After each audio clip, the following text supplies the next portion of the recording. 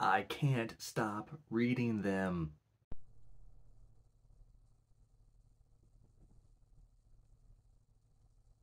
Be more than human. Hello and welcome back to the channel. My name is Joseph Carroll.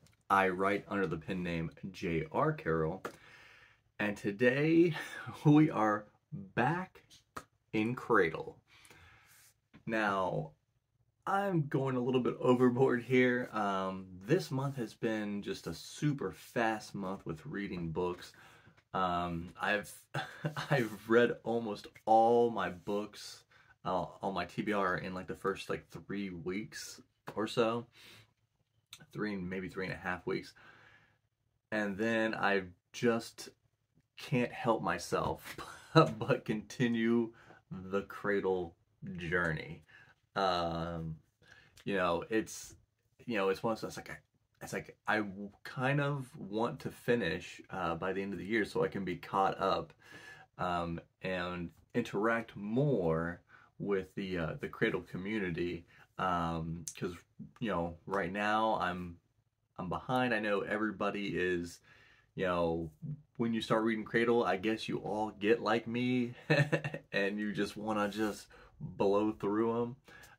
So most people who are into Cradle are probably through Cradle. Um, and I want to get up there so I can mingle a little bit more and not worry about spoilers. Um, but I will say that Winter Steel is the first Cradle book that I've actually taken notes because there was just so much going on. It is one of my favorite Cradle books, if not my favorite, simply because we've got so much different stuff going on. We have fights, battles, which Will White does great on. We have like political stuff.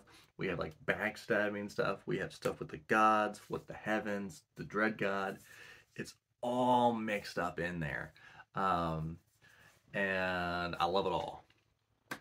So, we start off um, where we're back. We do a flashback to the Sage of the Endless Sword, and he's there with Yaren, and we kind of get to see how they were interacting with Sacred Valley, and we find out that he was being like poisoned all the time, but it really didn't affect him that much, or he didn't think that it was affecting him that much. He's like, I'm so far above everybody here.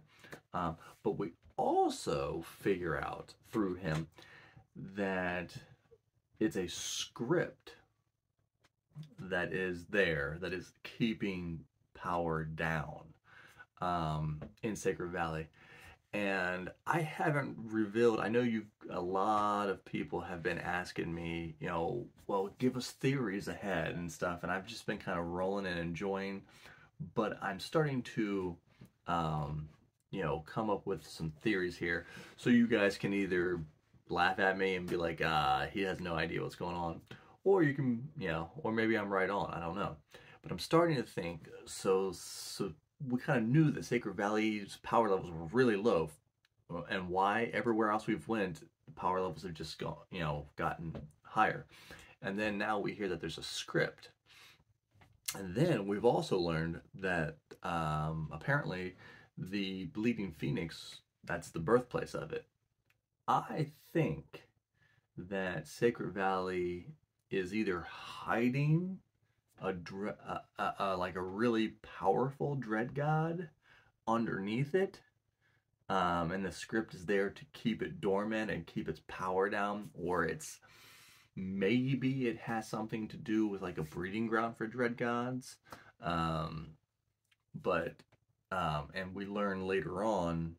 I mean, we've already kind of seen in Lyndon's vision that the dread god would be headed their way. So I think that it has something to do with being a birthplace of dread gods, or there's a dread god underneath, and that's why it's coming back.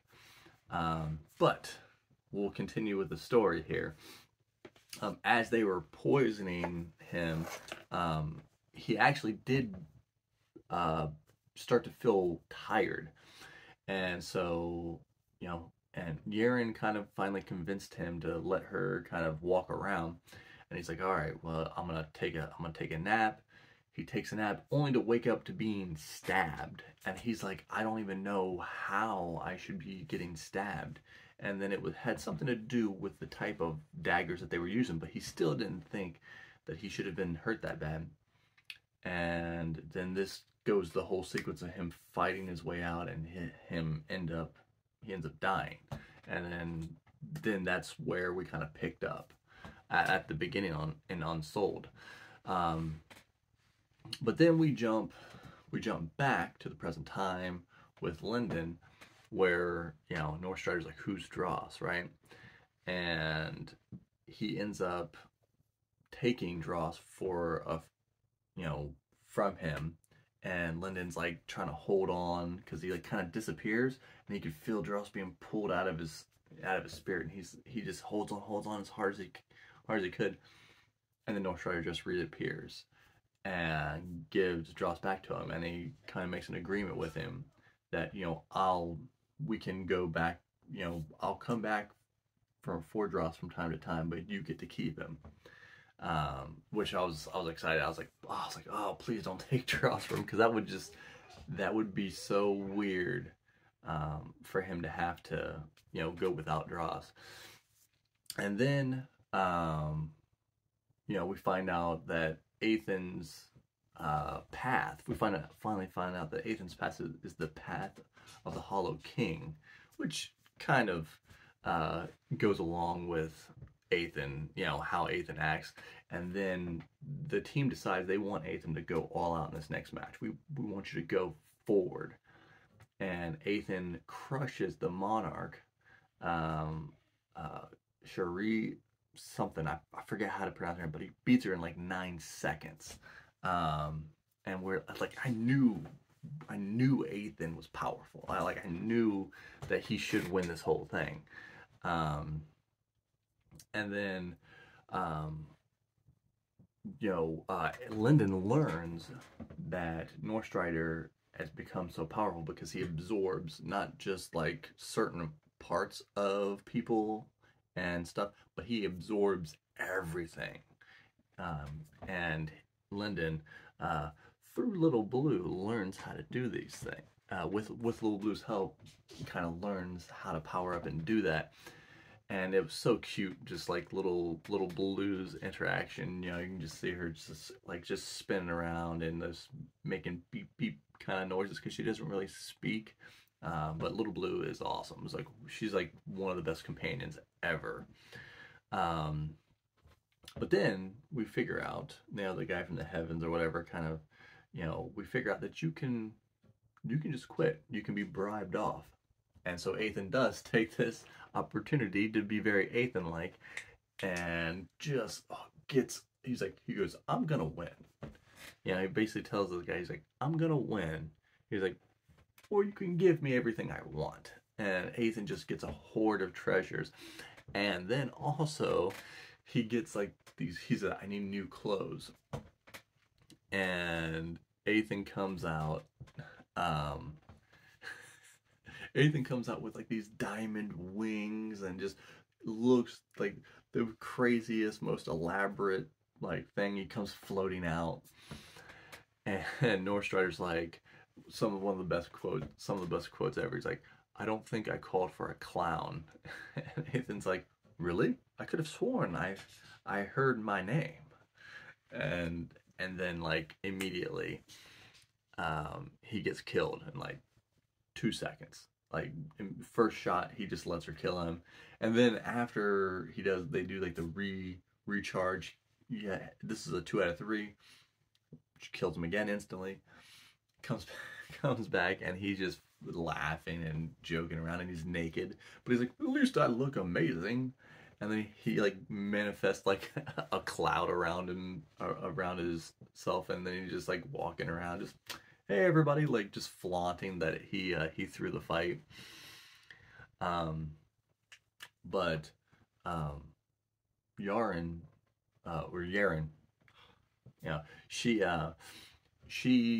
wins her fight, makes it to the final, and her and Ruby actually split apart, or she splits with her Blood Shadow, and then she has like, well, we got to name you, and then she picks the name Ruby. And one of the prizes that she got for making it to the finals is like they said it's like a blue orb that she sucks into herself, and she can do basically like instant transmission. And Ruby wants to go see Linden, and Yaren's like, well, we gotta stay and we gotta work with this and figure out. And Ruby's like, peace, and so she just instantly transmits to Linden and starts kind of hanging out with him. And we see that like Ruby's really attracted to Linden, and she's like, standing next to him and putting her chin on his chest and everything. And Linden basically like, no offense. He's like, but you're not Yaren, and that she's the only one, that I'm interested in. So it kind of breaks her heart, but she sticks around, and Linden's like doing this thing where he's like out here battling and like collecting like coins or whatever, so that they can buy things. And Linden is powering up. I mean, he is just wrecking fools out here, and then he comes up with a thing to feed from the Dread God. He goes, I couldn't possibly wake up the Dread God, but I can figure out what he's gonna do, and I gather things by feeding on people. And and this is where he finds out that the Dread God's is gonna be headed for Sacred Valley, but he also it just, you imagine feeding off of a Dread God just getting supercharged. But it seemingly almost killed him.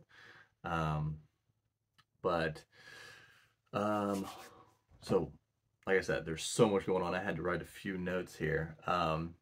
So in the end, Ruby and Yaren battle the dragon at the end, and they lose. It's a 3 out of 5. They lose the first 2, and they decide that the only way to defeat her is to combine. And when they do,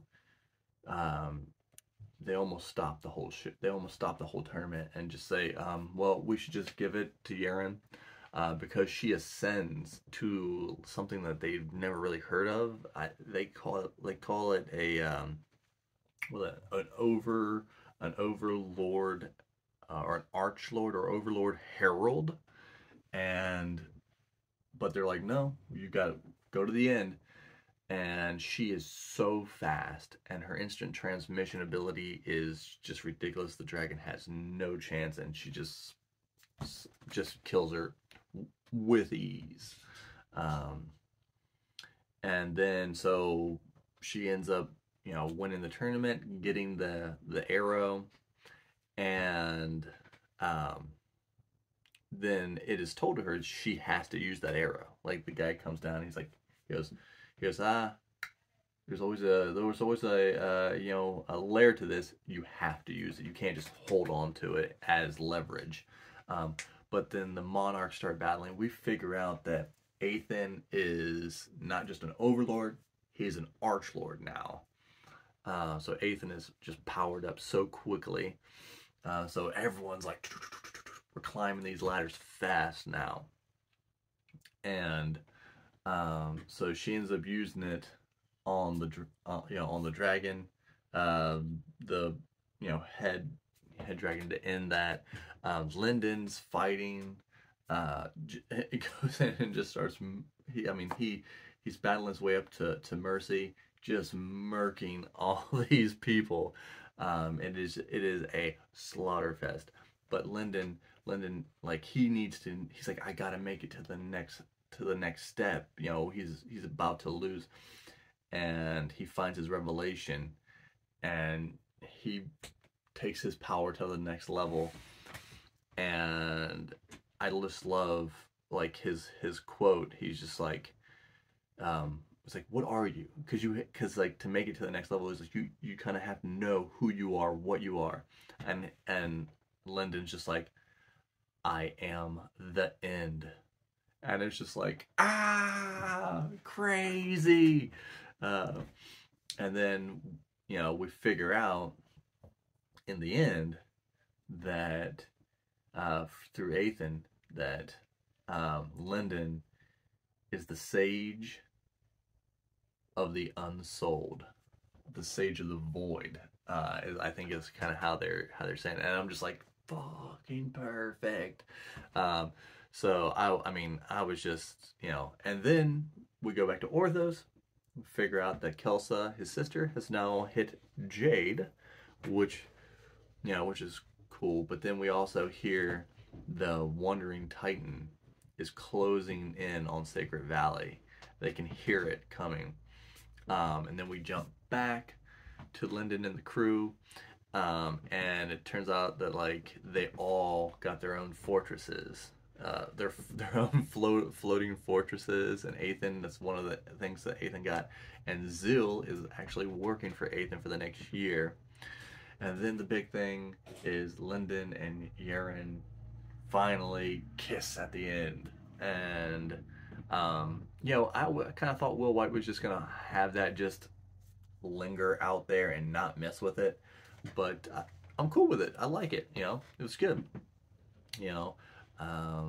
Hopefully this will make him stronger, and it'll increase the bond here. I know we're getting close to the end of the series, or at least I'm getting close to, like, I'm 3 books away, I think, now from being current. But then they're all like, all right, Lyndon, where are we going? And he's like, we're going home. So make sure you guys are if you've made it this far, come on, subscribe, like, do all the stuff, and I'll see you